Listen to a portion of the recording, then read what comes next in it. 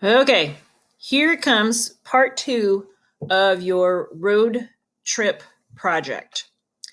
So what I need you to do is have that packet that says road trip project. We're still on the first page, but you're looking way down at the bottom where it literally says automobile. My advice for you is that the first thing you need to do is pick a car that you'd want to travel in to whatever city you have chosen.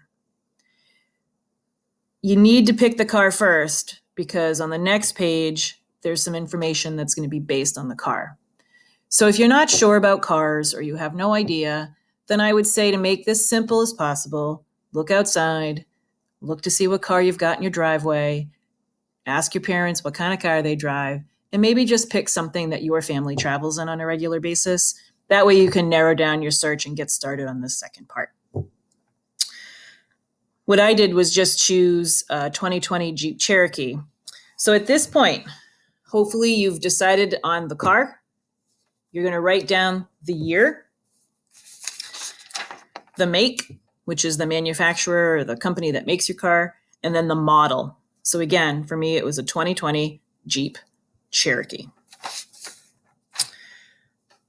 When you turn your paper over, you're going to see lots of information. Today, in this video, we're only going over the information that you need to fill in for numbers 2 and 3. So hopefully you can see number 2 right now, and you're looking at your packet. The first thing you're going to do is go to autos.com, which is the screen that you see in front of you.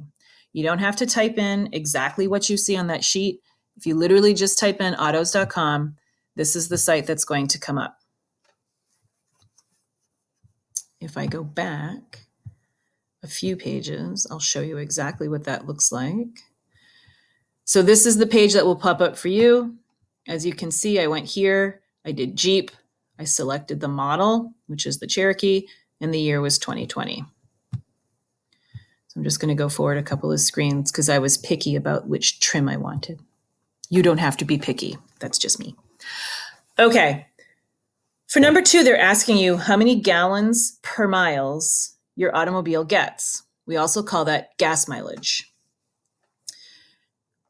When we talk about it, we call it MPG, or miles per gallon. So when you've chosen your car, you're going to look at this line right here, miles per gallon, and you're going to see 2 numbers. The first number is your miles per gallon if you're doing a lot of city driving, which involves a lot of starting and stopping. Your car is not as efficient when this happens, so therefore it uses more gas. The second number is higher because that's highway miles. When you're traveling on a highway consistently, your car's going at a constant speed and your engine's working more efficiently, which means you get a few more miles per gallon. For this project, I want you to choose the higher of the 2 numbers, the second one right here. Okay, so you're talking about the miles per gallon for highway. That's the number you want. You're going to simply write that number on the line underneath number 2 in your packet. Then that brings us to number 3. It's asking you what's the average cost of gas. It also tells you that you can use a AAA website to find the national average. I've done this for you.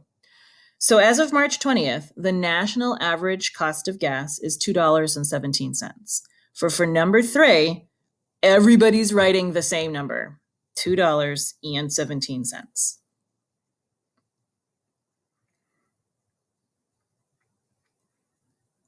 At this point, you have to begin your calculation part.